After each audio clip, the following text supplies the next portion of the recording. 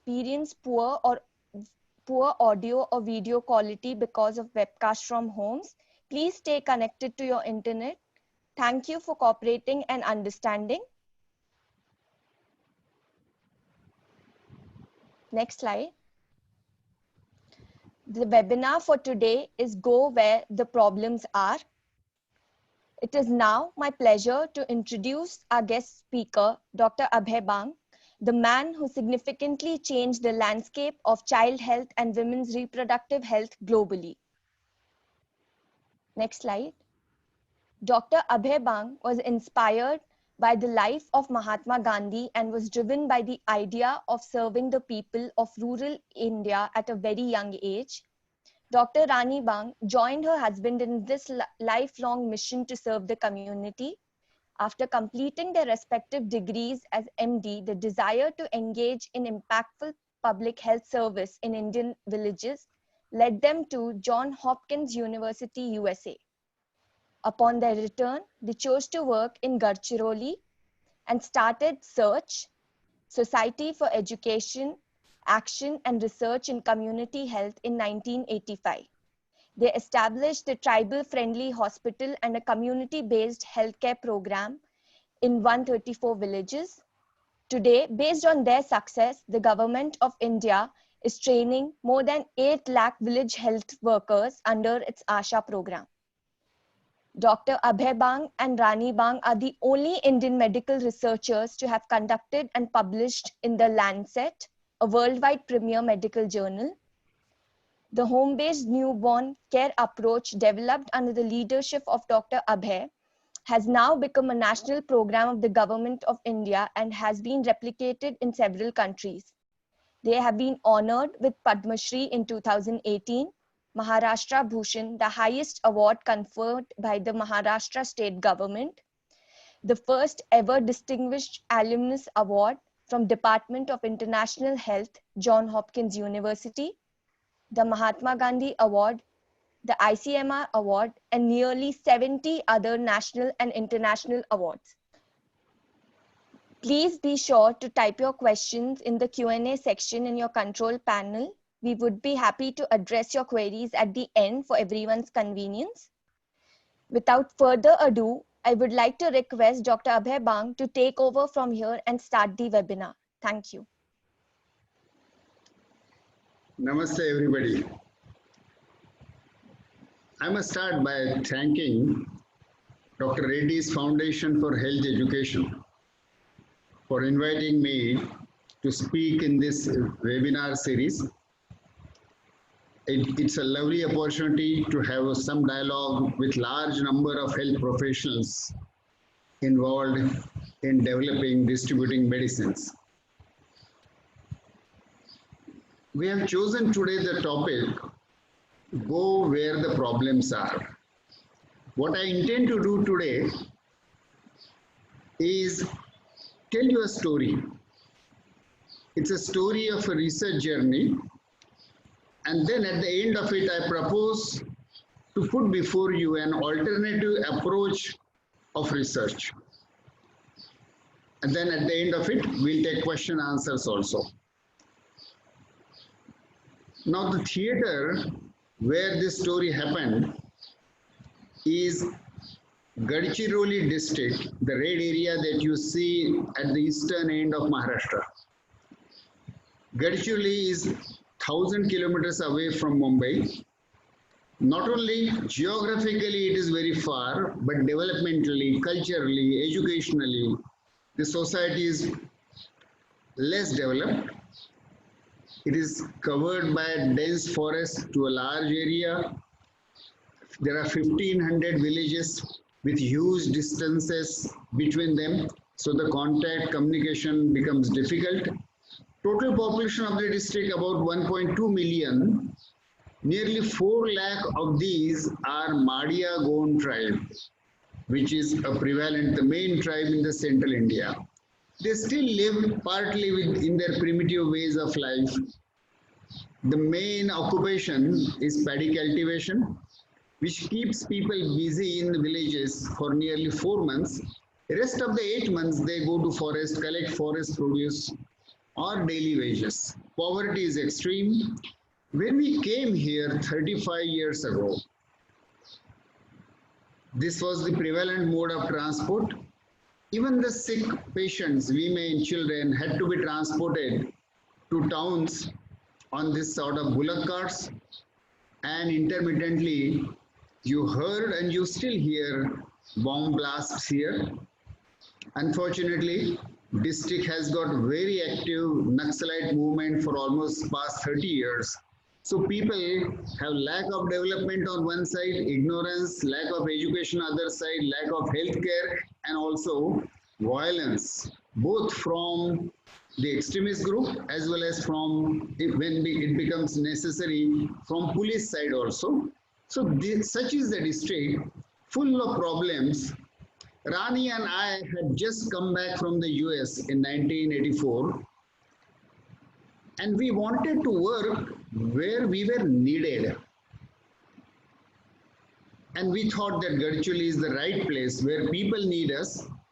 Whatever little medical education and public health education that we have got would be useful to the people here. So we chose Gadchiroli district as our theater of working and theater of experiment. And the rest of the story I am going to share with you happened in Gadchiroli. Gadchiroli, even the district headquarters, was a village of 10,000 population with a Gram Panchayat. A local trader, when he heard that we were planning to come to Gadchiroli to work, he very generously gave this Tendupatta godown to us. So for the initial 7 years, our research center, training center, office, computer center, everything was located in this godown. We started working from this godown.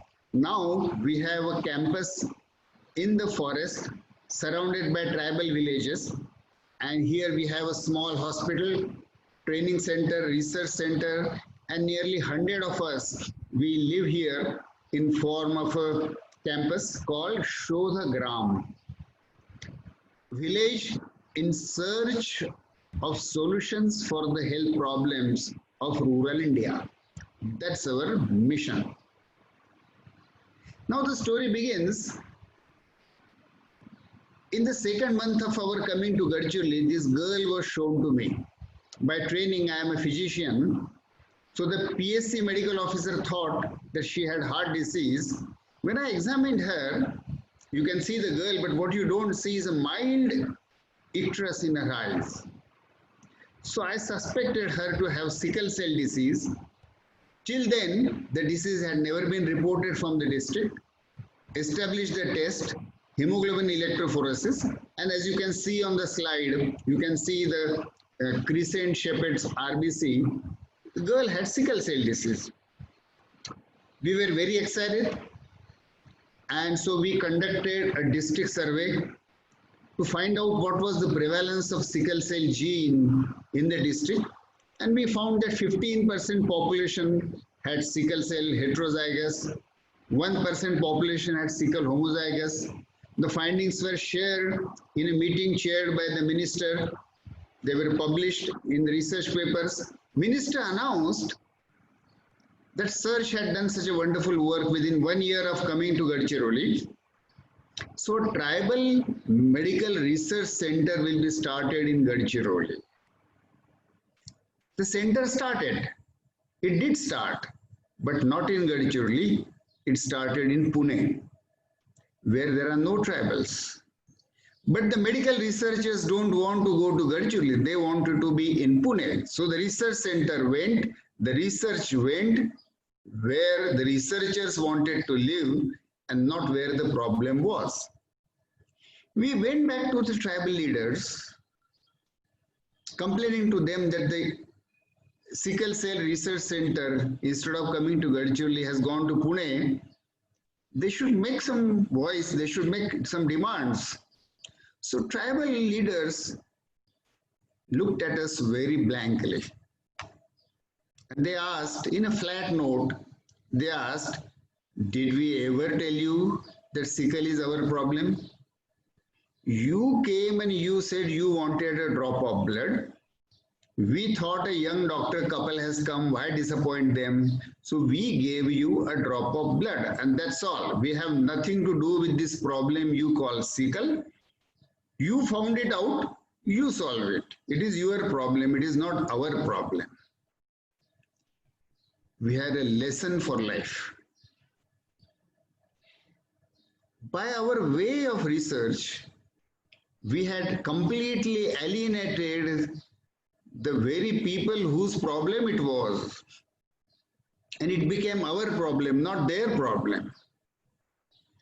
So there was something seriously wrong in our research methodology. We realized that research should address the needs of the community I work with and not the research community I report to. Friends, look, all of us, we the researchers, whenever we are doing research, explicitly or implicitly, we are always thinking about the larger research community which is spread over the globe. We are thinking about publications, conferences, presentations like this, and the clappings that we would receive. So we are mentally doing research for that larger research community and not for the community with whom, on whom we do research. Since then, that first blunder that we did, we set a very clear-cut ethical principle for us that hereafter we will never do a research on the people of Gadchiroli which they don't need and which they don't welcome. So how then to decide on which problem one should conduct research? Patrick Manson, who was the founder director of London School of Tropical Medicine, and he was guru of Ronald Ross. When Ross was working in Sikandarabad on mosquitoes, and he didn't understand what was its role in malaria transmission.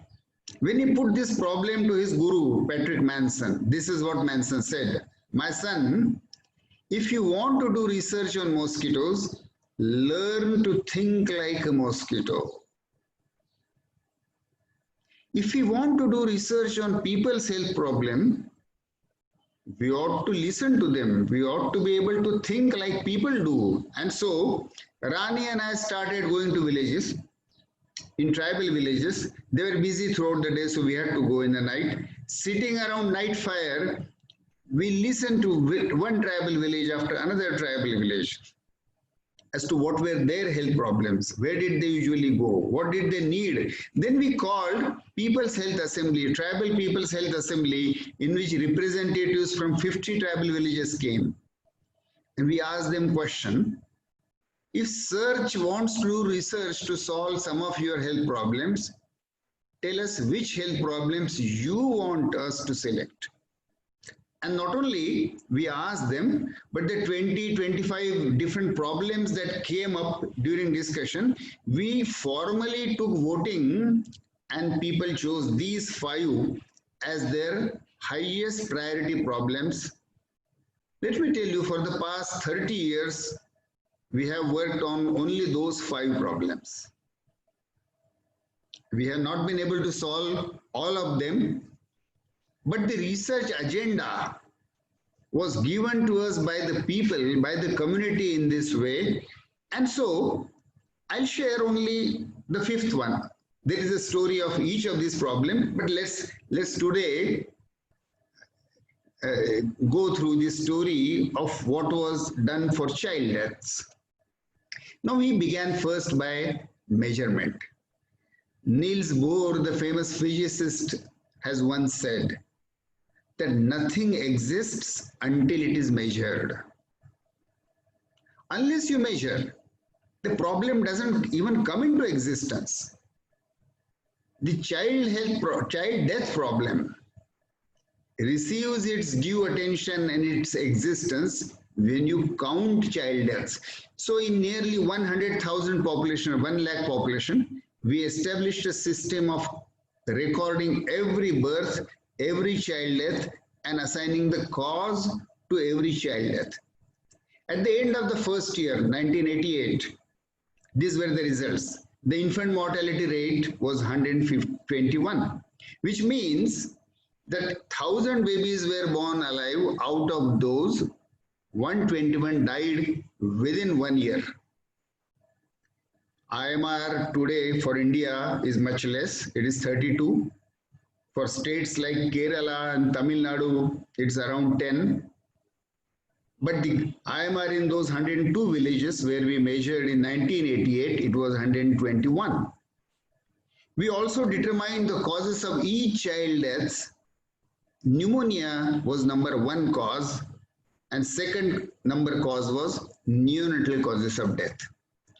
Now, what could you do for pneumonia? Actually, why should it be necessary to do something in 1988? Antibiotics were discovered nearly 40, 50 years earlier. Yes, antibiotics were discovered, they were manufactured, they were available in the market, but who would do the diagnosis of child's pneumonia? Who would prescribe the medicine? There were no x-rays, there were no doctors with stethoscope, hardly any question of pediatrician, the whole district didn't have a pediatrician. So we needed a simpler method, a method by which an ordinary village, literate village person should be able to diagnose childhood pneumonia with quite fair certainty and give immediately oral antibiotic. Now, in those days, a pediatrician from Australia, Dr. Frank Shan, the young pediatrician went to Papua New Guinea, and while working amongst the tribal people there, he did some beautiful clinical research and found out that in a child with cough, if the respiratory rate is raised more than 50 per minute, it's most likely pneumonia. A group from Vellore had further refined the criteria that in the neonate, if the respiratory rate was more than 60, or in the infant more than 50, and amongst the toddler if it is more than 40 with cough, or if there was chest indrawing, it was pneumonia. Good. Using these simple guidelines, we developed this small equipment called breath counter. We called it breath counter. It didn't exist earlier. But as you can see, there is a 1 minute sand timer, which I brought from the toy shops in Nagpur. And there are 2 rows of abacus. There are beads. Now, the lower row has got 5 beads. It's for more than 2 months baby. And the upper row has got 6 beads, which is for the neonates. Each bead represents 10 breaths. Now the women, the traditional birth attendants whom we wanted to teach this diagnostic method, didn't have wristwatch, so the sand timer, they couldn't count more than 10. And so this abacus, when the child with cough they saw, they should turn the equipment upside down, the sand would start passing. They should count respiratory rate of child, 1, 2, 3, 4. For 10, they should move 1 bead. Again, 1, 2, 3, 4. For 10, again move the second bead. If within the sand has completely passed, which is less than a minute, if the red bead is moved, it is pneumonia. She didn't know whether it was 54 or 66 or 34. Only thing she knew was before the sand was passed, if the red bead moved, it was pneumonia. I compared this method. I made diagnosis in 50 children with cough. Using stethoscope, I classified them into upper respiratory infection or ordinary cough or pneumonia. And our dyes used this breath counter. Their diagnosis was 82%, it matched with my diagnosis. Good enough. They were 82% of a physician, and then gave oral cotrimoxazole instantly. We also educated other workers called Arogya Doot in the villages. And for diagnosed pneumonia, immediately start oral antibiotic and look at the impact. Before treatment, the tall bar that you see, the case fatality amongst children with clinically suggestive of pneumonia, case fatality was 13.5% in Gadchiroli. With the oral antibiotic treatment made available after diagnosing using this method, the case fatality fell down to 0.8%. We introduced this, conducted a controlled field trial in 1988 to 90. Field trial was published in the Lancet, and this reduced case fatality,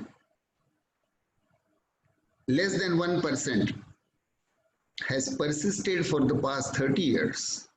Our workers have so far treated nearly 15,000 episodes of childhood pneumonia, each case recorded, outcome recorded, and there is a steep drop in case fatality, and the infant mortality rate from 121 came down to 80. This piece of research became one of the cornerstone for developing global ARI control program in 1992-93.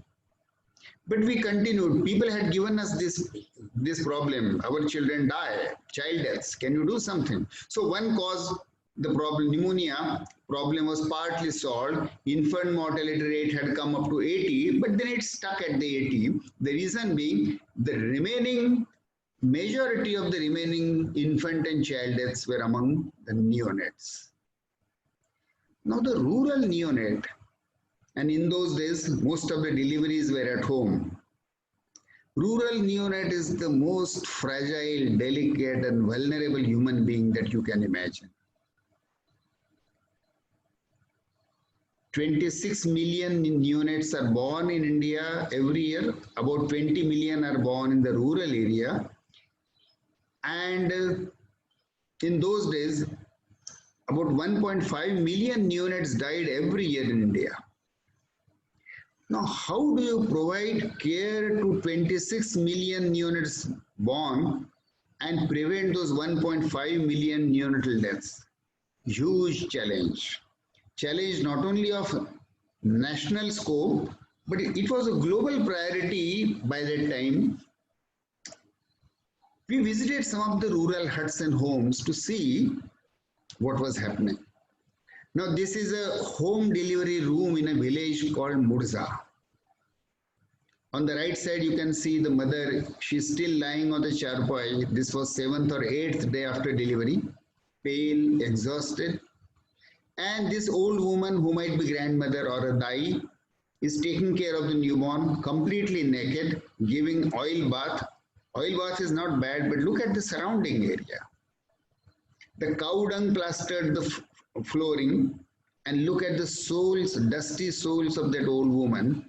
The baby's bare hand, baby's bare scalp is hardly few inches away from the billions of bacteria teeming in that gobar. These babies would become infected, would become hypothermic, hypoglycemic, would develop sepsis, and would die. That's how 1.5 million neonates died every year. Now, what can you do about these babies if they became sick?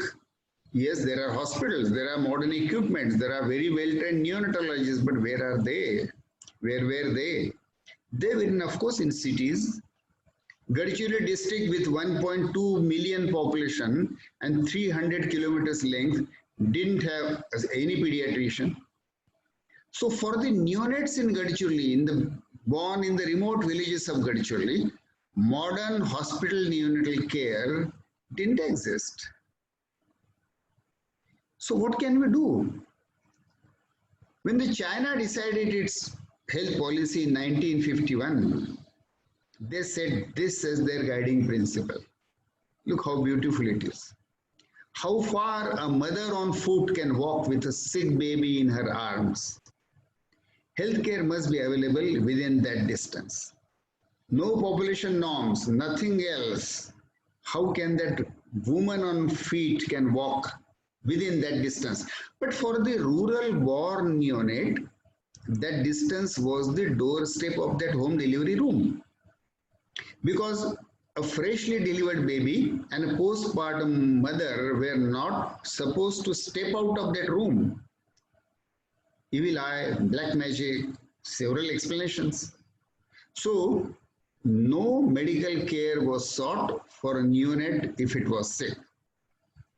If the baby survived from the dark room called home delivery room, on the 10th or 12th day, mother would emerge either with her alive baby, or if baby died, the baby would be buried in the very same room. In such scenario, if we want to provide care to these neonates and mother, obviously they are not going to come to hospital. So hospital must go where the babies were, and the babies were at home. So we turned the science of neonatology upside down and designed a new approach called home-based neonatal care, with the goal to reduce neonatal mortality by providing primary neonatal care with low-cost home-based model, using human potential in the villages. I should actually say using the woman potential in the villages, and we designed a field trial with 39 intervention villages, 47 control villages, each having about 40,000 population, and so nearly 800 to 1,000 births per year. 93 to 95 baseline measurement of the mortality rates in both the areas. And then from 95 to 98 for 3 years, we introduced home-based newborn care in those 39 intervention villages. In the control area, the various government program and other services continued as they were. The baseline infant mortality rate was 76 and baseline neonatal mortality rate was 60, and more or less similar in two areas. Now, who would provide care to baby at home? She is Kajubai. Kajubai is from a village called Ambeshivani. At that time, she was around 30-year-old, seventh failed woman, a Dalit woman. Her husband was alcoholic and sick with tuberculosis, but Kajubai had intense desire to learn more and do something for her village. In each of those 39 intervention villages, after taking community's permission for providing this sort of newborn care and selecting one woman, we had 39 women from 39 villages. We called them Stri Arogya Doot. They became our village neonatologist. Through 36 days of training program, skill-based training, they were trained to make home visits, ask history to mother about her health, about baby's health, examine the neonate, weigh the baby, measure the temperature, record various signs, symptoms suggestive of sepsis, diagnose birth asphyxia, premature birth, low birth weight, superficial infections, and even neonatal sepsis using clinical criteria. Here, a group of Arogya Doots, they are learning by practicing on a mannequin how to resuscitate a home-born baby which is birth asphyxiated. The low birth weight babies, the preterm babies, where do you keep them? We didn't have incubators. There was no electricity in the villages. So we designed this sort of neonatal sleeping bags, and the babies were kept at home, attempted to be kept warm on mother's bed itself. At the end of the training, we were little concerned as to we were going to do a very bold experiment, giving neonatal health and neonatology, which is considered to be such a delicate and difficult science, to give that in the hands of these semi-literate women. So we invited 10 senior-most pediatricians of India. The man with the turban is Dr. Meherban Singh, who was the chairman of Department of Pediatrics at the All India Institute of Medical Sciences, Delhi. Another man, Dr. Poddar, who was professor of pediatrics in Mumbai and at that time chairman of the Asian Congress of Pediatrics. Dr. Vinod Paul, who is now Niti Aayog member, he was one of the members of this expert group. They evaluated these community health workers of search for 3 days, and at the end of it, Dr. Meherwan Singh, as the chairman of the committee, declared that these semi-literate Arogya Doots of Gadchiroli, trained by search, they know about newborn care more than my medical graduates of All India Institute of Medical Sciences. And the neonates of Gadchiroli are safe in their hands. And so the intervention started. Arogya started visiting, weighing, examining baby, giving advice to mothers, early exclusive breastfeeding, keeping the baby warm, aseptic precaution, and if baby had severe illnesses like birth asphyxia, low birth weight, prematurity, suspected sepsis, treat. Here, Kajubai is giving gentamicin injection to one neonate who had suspected sepsis. This is the 4th day of treatment. You can see baby has already recovered. So Arogya Doots gave 2 antibiotics. 6 to 7% neonates needed antibiotics because they had sign symptoms suggestive of sepsis. Now let's look at the impact. Neonatal mortality rate is the outcome measure. Neonatal mortality rate means if 1,000 neonates are born alive, how many die within 28 days of life during neonatal period? This is the yellow line is the government program area, control area for us. And you can see the NMR there with some fluctuations, but usually around or above 60. The blue line is the NMR in the intervention area. At the baseline, it was 62. With home-based newborn care introduced in 1995, the NMR steeply declined and declined and declined, and by 1998 it came down to 26. 62% reduction as compared to the control area. Then the field trial was over. We published the results but continued that as a service program, and as you can see in the intervention area, it has remained at or less than 30 up to 2003. This graph shows only up to 2003, but we have continued this service program even today. 70% reduction as compared to control area by 2003. Now, reducing NMR is supposed to be the toughest challenge in pediatrics. If any new medicine, if any new method reduces NMR by 5% in the US, it would become national headline. Here, it had reduced by 62% and then subsequently 70%. Who did this? And again, look at the infant mortality rate. Here, the infant mortality rate in 1988 was 121. With the pneumonia treatment that we started, it came down. Ignore those random fluctuations because population is not in millions, it is 40,000 population. So you do get some random fluctuations. So pneumonia treatment case management led to reduction of IMR to level of about 80. And then home-based newborn care, that IMR reduced and reduced and came down to 30 by 2002 and 3. Incidentally, later on when National Health Policy was decided in 2003, Government of India chose this as the national goal, to reduce the IMR of India to the level of 30 per thousand, while the people of Gadchiroli had already achieved it ahead of the national average.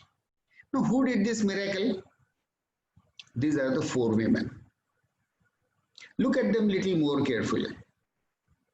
In the center, 2 women, one is mother and another is grandmother. And they have provided care to those twin preterm low birth weight babies, one 1200 gram, another 1100 gram, and surprisingly the babies have survived with the help of this old woman Dai. But most important, on the other side is sitting our Arogya Doot of that village. These 4 women, this team, they provided care at home to those 2 babies and saved the baby. Now, what is special about these 4 women. If you look at them little carefully, you will find that there is nothing special about them. They are as ordinary as any 4 women or any women in rural India, Bangladesh, Nepal, Pakistan, Africa, Latin America, in any developing countries. There are nearly 1 billion women like this, whose children have been dying for centuries. They were going through pregnancies, labor pains. The babies were born alive and then dead before 28 days. And give them some training, some education, some equipment. And what miracle they did. What did they have? This is same Kajubai now, nearly 30 years later. These are the equipment that she has and all Arogya Doots have. Weighing scale, thermometer, a record, ambu bag for resuscitation, oral antibiotic cotrimoxazole, insulin syringes to give gentamicin injection. With all those equipments which she can put on this one shoulder bag, it weighs 1.8 kilogram, costs about 2,000 rupees. So these equipments on her shoulder, knowledge in her head, skills in her hands, and compassion in her heart. This Arogya Doot literally becomes a mobile neonatal care unit. She can go to any home and hut and can turn that into a primary level of newborn care unit. And I'm not exaggerating. We have compared the case fatalities for neonates at different levels of birth weight, different levels of gestation. Case fatality when neonatal care provided at home by these workers, and compared with the case fatality in 13 secondary level hospitals selected by National Neonatology Forum of India and published. The case fatality is same. Which means, obviously, they cannot provide the care of tertiary level, but the primary and secondary hospital level care can be provided at home scientifically, ethically, and effectively. This is the logo that we have designed to represent this approach. That hut was dark, that woman was alone, helpless, but you open that one window of knowledge, one window of training, and give them role, skill, and that empowered woman, she could be mother, she could be Arogya Doot, but she can lift the entire family's health on her empowered hands and take care of the baby at her bosom. So essentially, this is a model of neonatal care which doesn't depend on high-tech hospitals, doesn't depend on equipments costing millions of rupees, doesn't require neonatologist who has 10 or 12 years of medical training, doesn't require much cost. What it requires is mother, Arogya Doot, Dai, training, equipment, supervision, medicine, and some honorarium to Arogya Doot. And this trial was published in the Lancet in 1999. It became the world's first such approach of providing newborn care in villages. Subsequently, Lancet, its editor and historian of Lancet, selected what they thought were the vintage papers from the Lancet over the period of 180 years. And when you go through that volume, it's a very special volume, and you see their papers by Ronald Ross and Robert Koch and Florence Nightingale, and then in 20th century, Benting and Best, discovery of insulin, then discovery of penicillin, and when it comes to 1990s, there is one paper from this remote obscure place called Gadchiroli, home-based newborn care. So Lancet selected this as a landmark paper over the 120 years history. With this scientific credibility and its feasibility demonstrated, We repeated this approach through multiple cycles. First, at 7 different places in Maharashtra. Then with the Indian Council of Medical Research in 5 different states. Everywhere, this approach delivered newborn care, reached coverage 80 to 90% and reduced NMR by nearly 50%. So Government of India, after seeing this evidence, sent a special team of planning commission to actually examine and see this approach, and then finally incorporated this in the 11th 5-year plan and subsequently also in the 12th 5-year plan. We were asked to now develop training for a new worker called ASHA. ASHA is a community health worker at the village level. There are about 1 million ASHAs now all over India. The very idea of ASHA comes from a long history of community health worker, but recently it was mainly inspired by, supported by a Gadchiroli model of home-based newborn care community health worker and a very good program in Chhattisgarh called Mitanin program. These two became the founding evidence that similar thing can be attempted at the national level. So now today we have an ASHA scheme which is spread nationally. We were asked to train them for maternal newborn child health.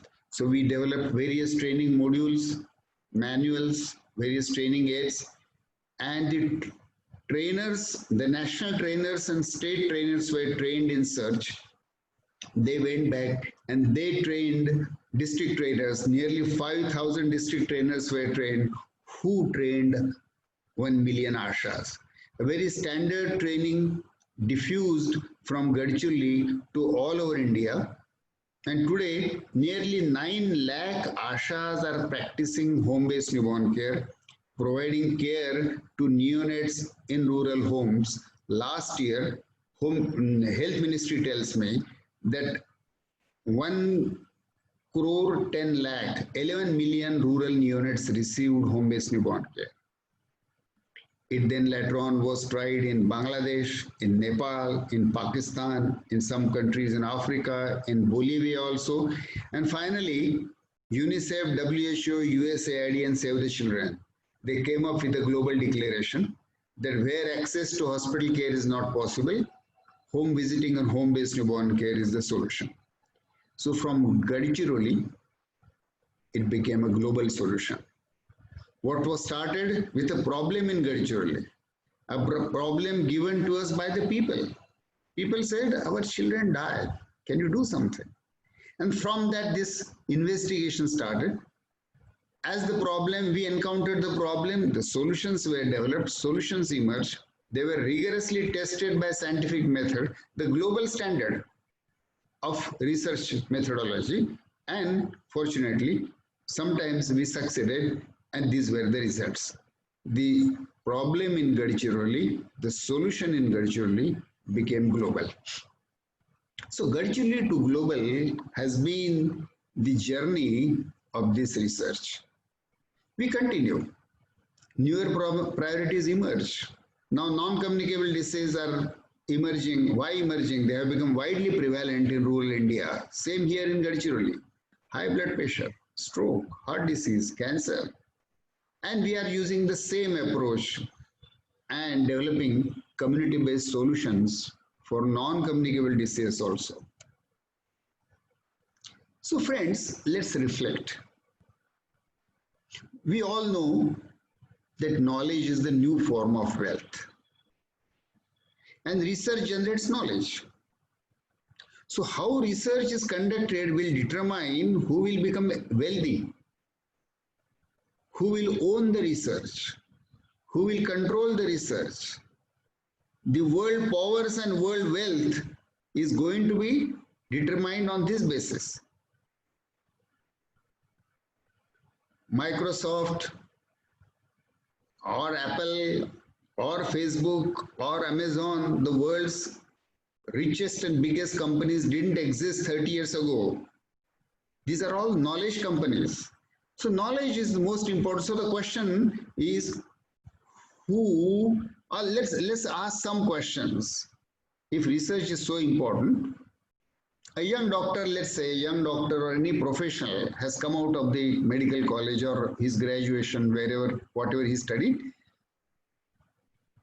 he would ask, where should I conduct research?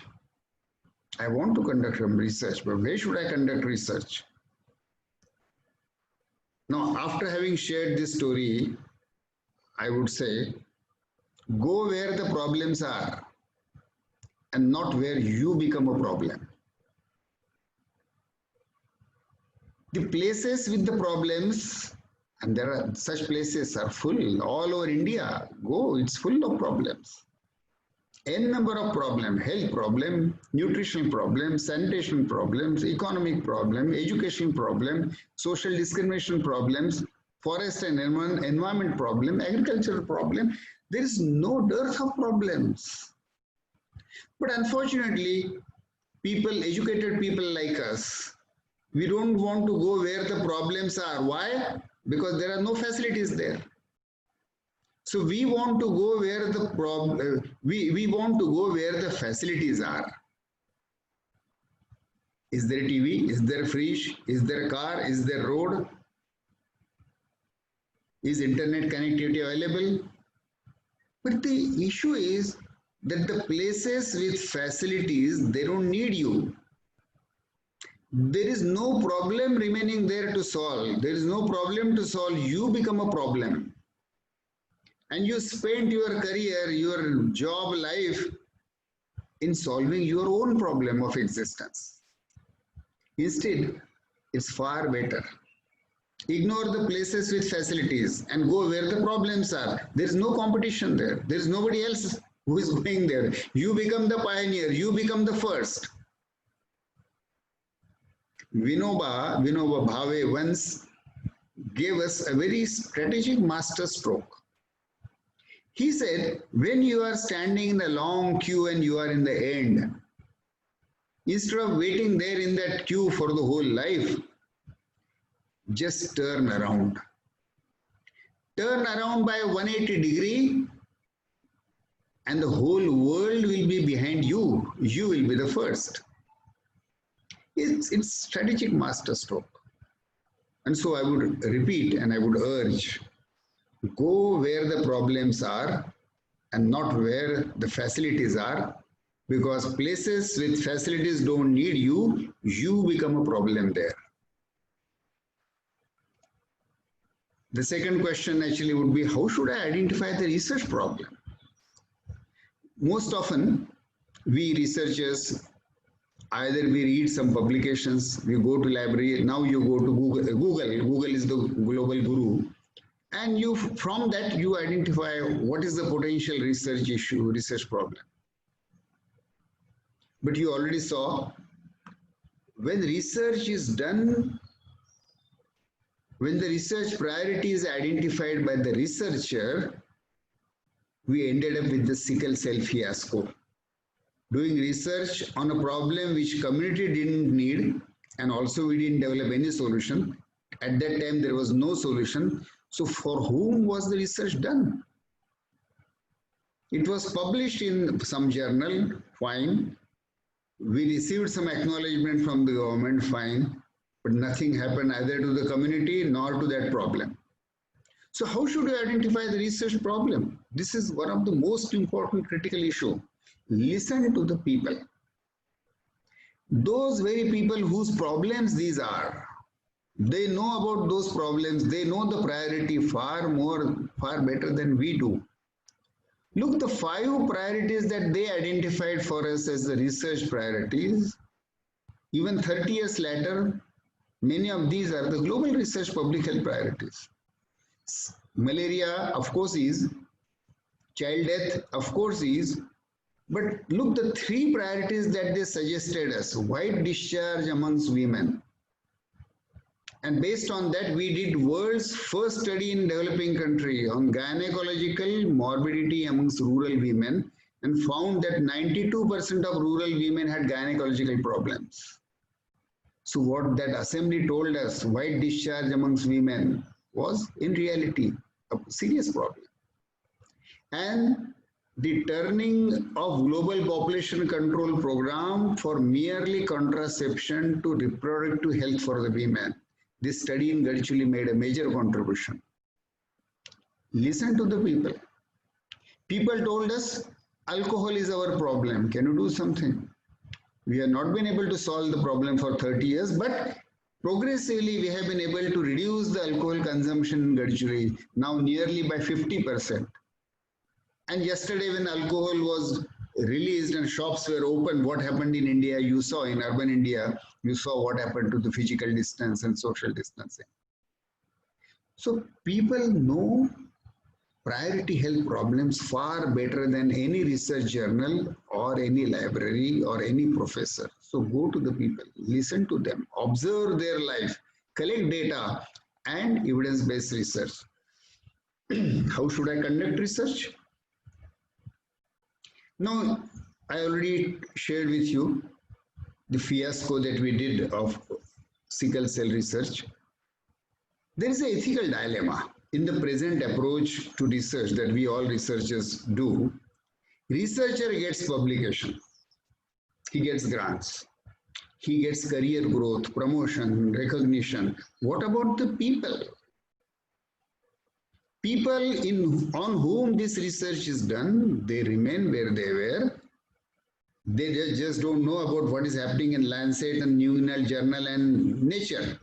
They don't have anything to do with that.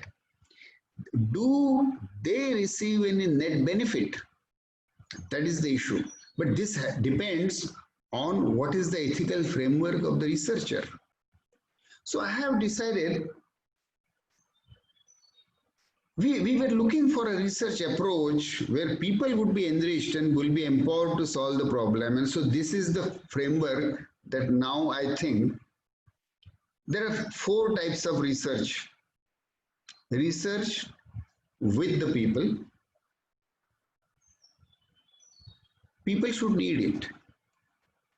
People should understand it. People should participate in doing it. And people should use it. This is research with the people. That is the form of research, approach of research that I would like to propose.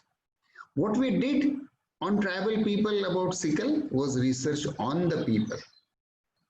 We conduct several trials on the people just because we want to sort of prove that some drug is effective on corona. So there is an urgency, or some other vaccine or some other drug for the market. We do research on the people as if they are guinea pigs. Unethical. Research for the people, better. But if you do research for the people, but if people are not empowered, then you go out with the results and the benefits. People remain where they were. So what we need is really research with the people. And I'm hoping, I'm dreaming that someday would come research by the people. Educated, empowered people who know their own problems will be able to do research on their own problems.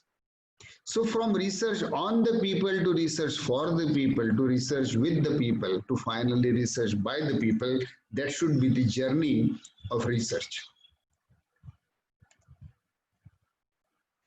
If you ask me to summarize what I shared with you of this approach, this Chinese poem from Tao Te Ching very beautifully summarizes it. 4,000 years ago, this saint said, go to the people. We went here in Gadchiroli. Live amongst them. We are living. Love them. We tried. Learn from them. Yes, there was much to learn from them. Begin with what they already know and then build upon what they have. And when you do work like this, when the work is done, people say, we have done it. It means people are now empowered. Now they can solve their own problems. Thank you. Thank you, Dr. Abhay. We will now go ahead and take some questions.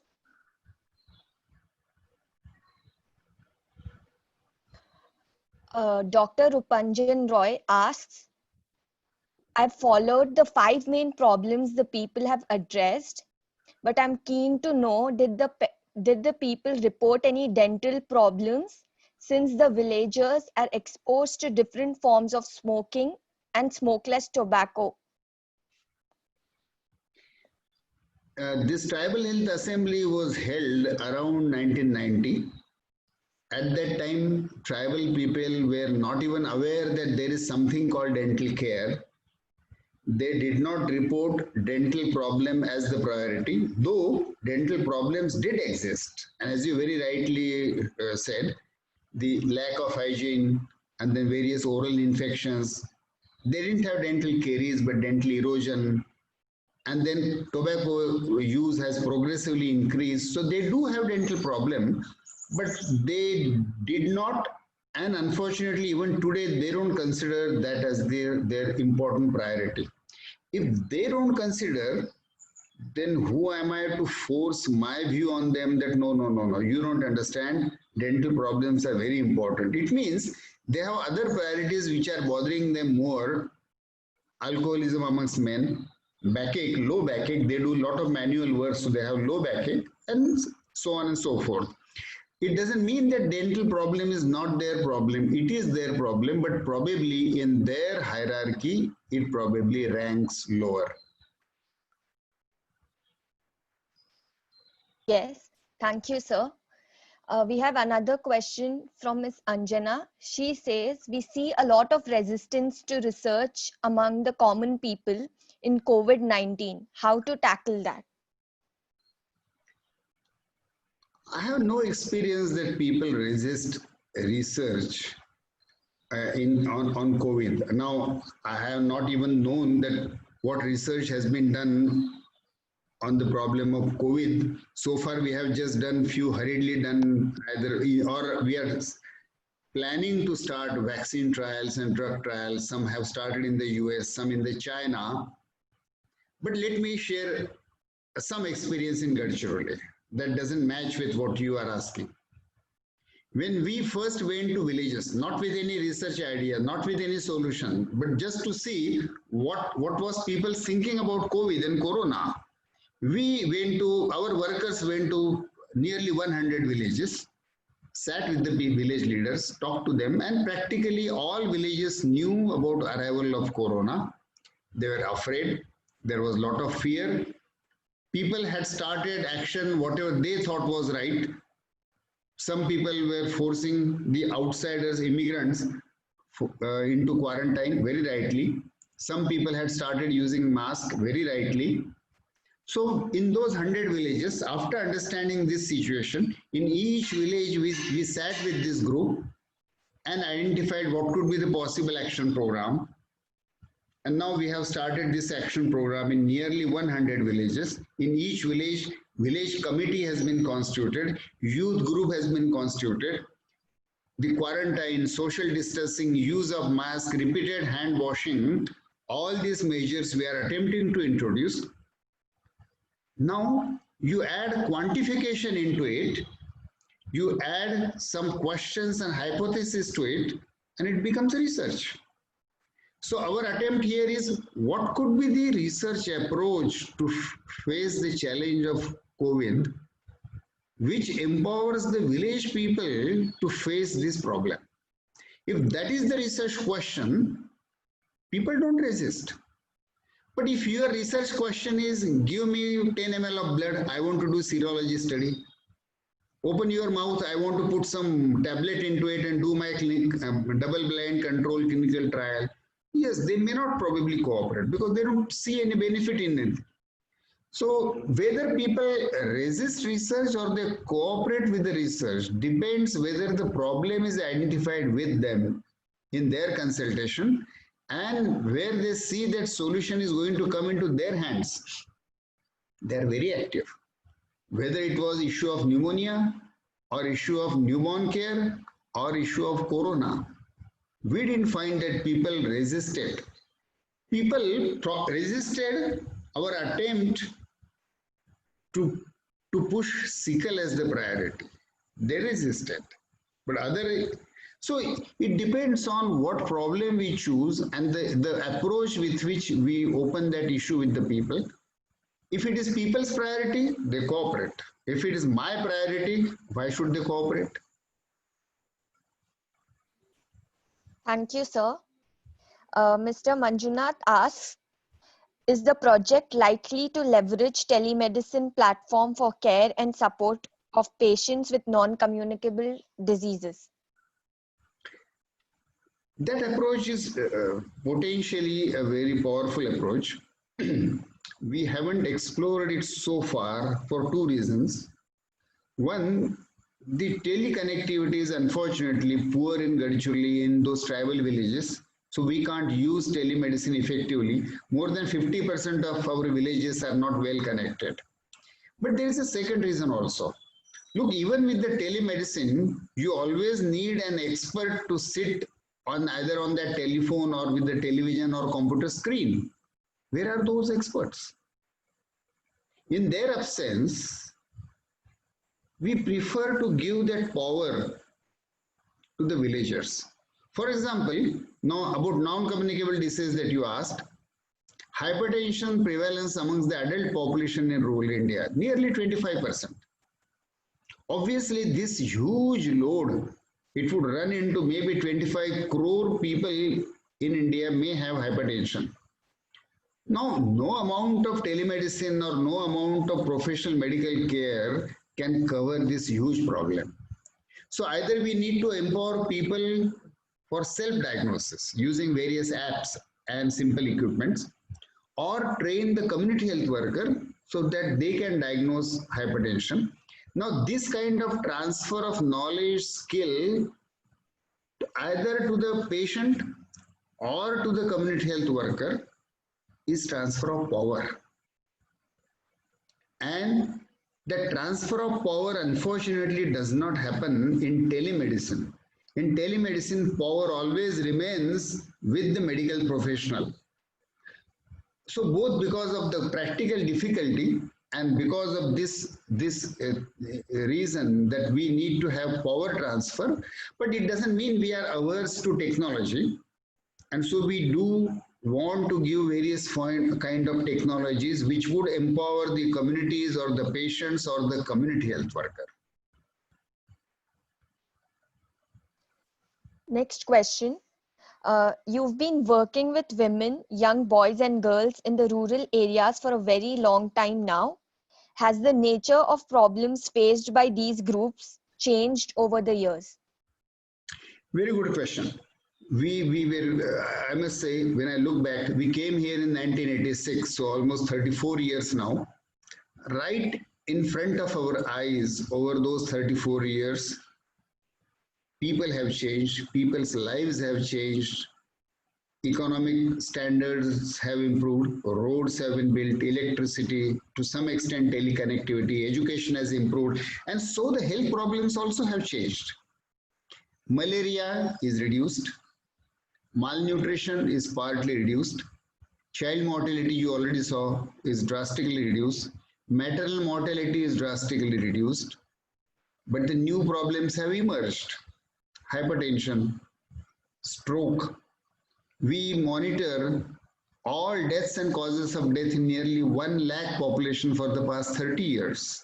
So that's our population laboratory. What do we see in that laboratory? The causes of death have shifted. From malaria, malnutrition and child mortality, now stroke is the #1 cause of mortality amongst adult people. Coronary heart disease is #2. Chronic obstructive pulmonary disease is #3.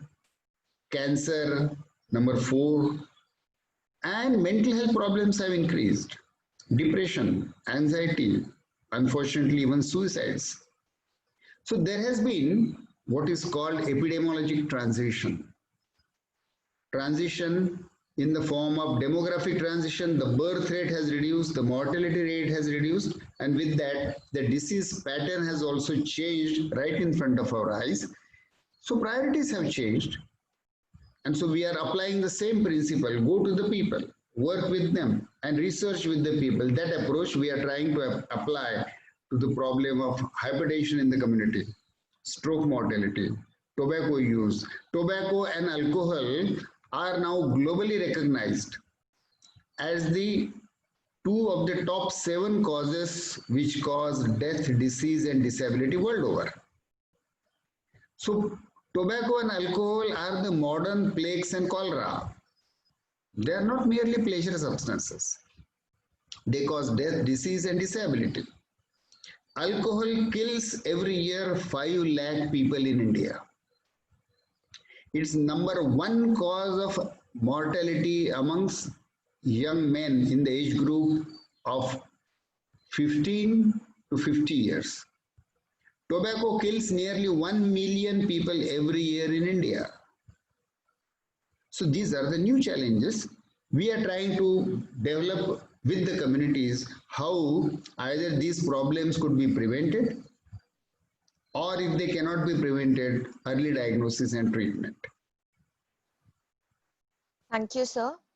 Next, the public healthcare system continues to have a fractured view of women's healthcare needs. What is your opinion on this? Will you please explain what do you mean by the fractured view? It hasn't been specified, but I think it explains how some people are reluctant to discuss the women's problems openly. Yes, unfortunately, that's a reality. Women themselves are shy to share or to discuss or to reveal their reproductive health problems. This is not their fault. The societal norms, the culture makes them feel ashamed of their own bodies, of their natural phenomena like menstruation. The kind of stigma that our culture attaches on menstruation, that the very first year from when the girl starts menstruating during puberty, she feels guilty, she feels shy, she feels embarrassed, and our society keeps for 3 to 5 days that woman as if she is impure. And so this is unfortunately a reality. Reproductive health of women was a very good idea, that instead of merely using contraceptive to control population, let's provide the whole of reproductive health care to women, including the knowledge. What is menstruation? What is uterus? Rural women are so keen. Rani, my wife, is a gynecologist and she is a beautiful communicator. She can communicate with rural women with such a profound ease. So when she talks to them, these old tribal women and the young tribal girls, everybody is so eager, so keen to know what is inside their body. Where is the uterus? How is it? Why is menstruation? Why women become, some of the women or men or couple become infertile, so on and so forth. So women are enormously interested, and I feel that at least 50% of the women's health problem is lack of knowledge. Knowledge itself would liberate them from the sense of shame, that ignorance, that guilt. And then, of course, solutions must be given in their hands. So you're right that there is a fractured view, and women feel shy, guilty, and embarrassed. But it's our duty, the health professionals, to help them to come out of this burqa.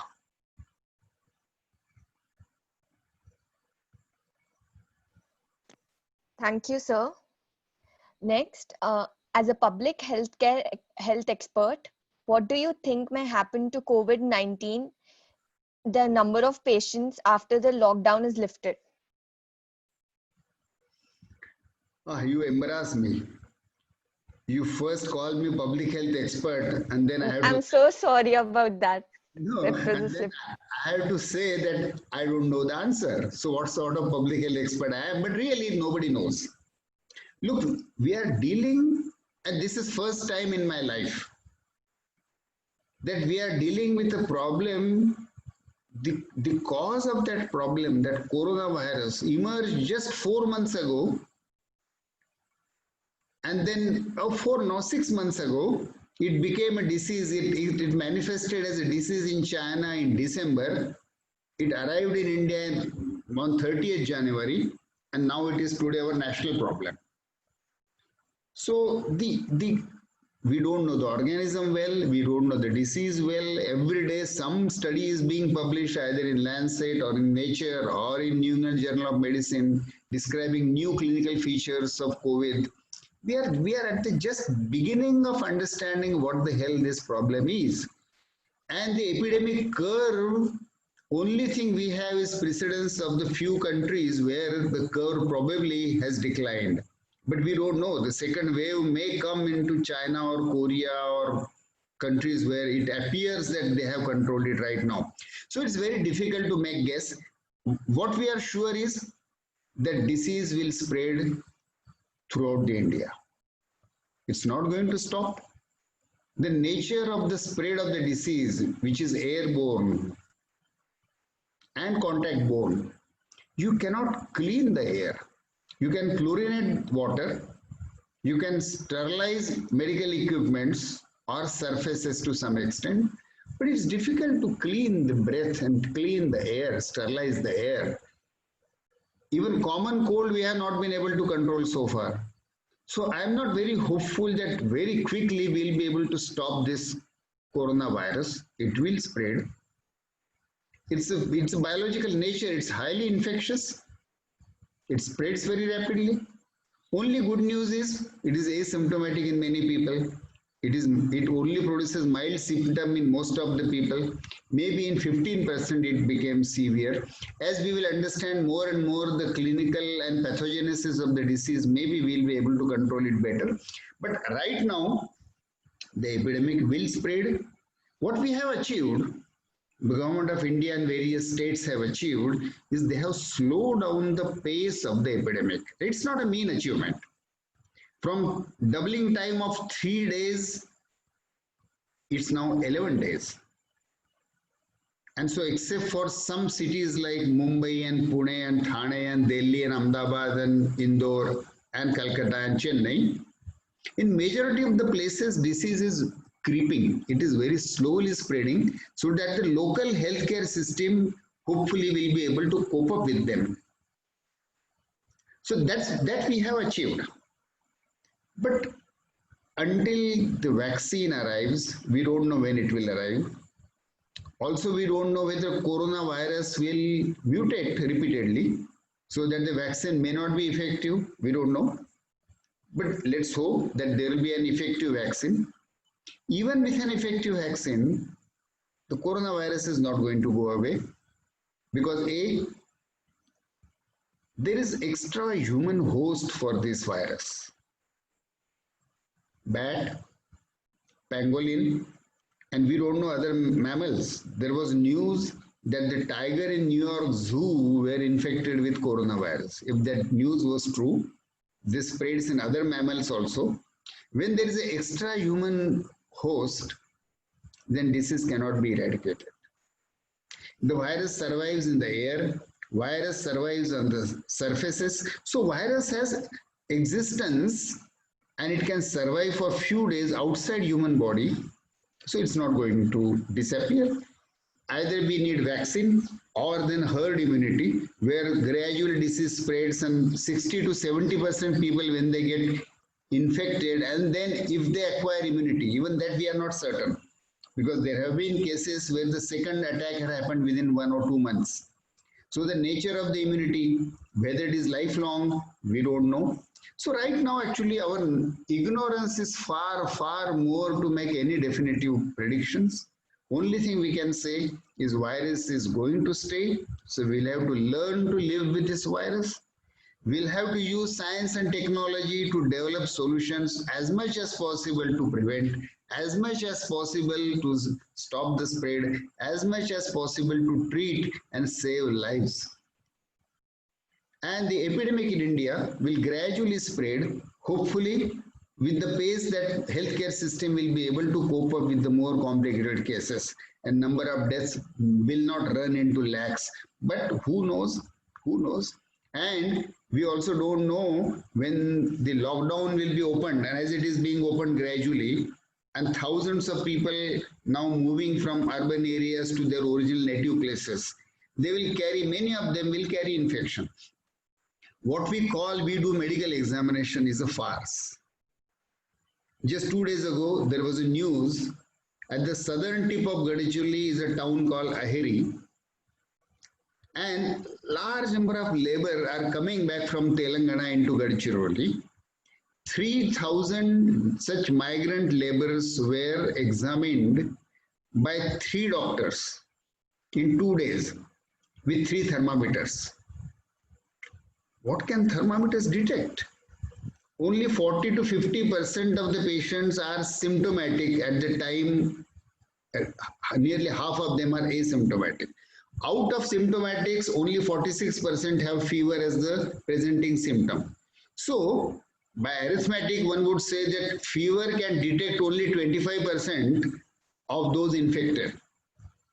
And with 3 thermometers for 3,000 laborers, imagine what sort of screening must have been done.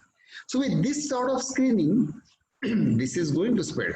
There are lakhs of Indians who are staying abroad. They now want to come back. They'll come back. They'll be very cursorily screened at the airport. We will be told in India that they have been screened and quarantined, etc. That quarantine really means home quarantine.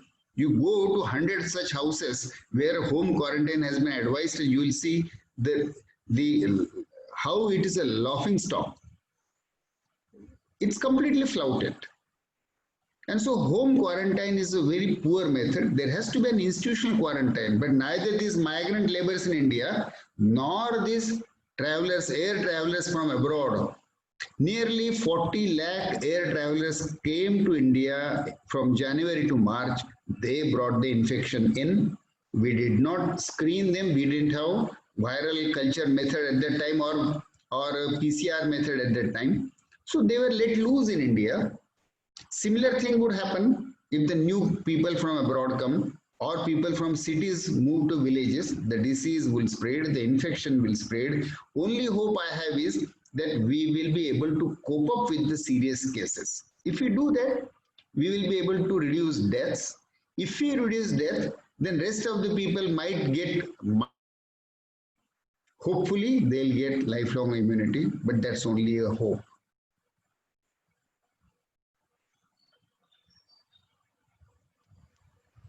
Thank you, sir. We have a list of questions coming up, but due to time constraints, this will be our last question.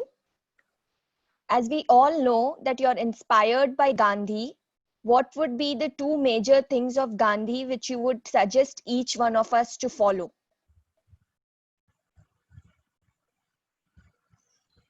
Difficult question. But when Gandhi himself was asked by somebody confused like me for guidance, it's a very famous quotation of his. He said, I shall give you a talisman. I am merely repeating what he said. I shall give you a talisman. Talisman is magic wand. When you are confused, when you are in doubt, or when the self becomes too much with you, and this happens with all of us. We are always confused because there are so many choices in life. Choice is the most confusing thing in life.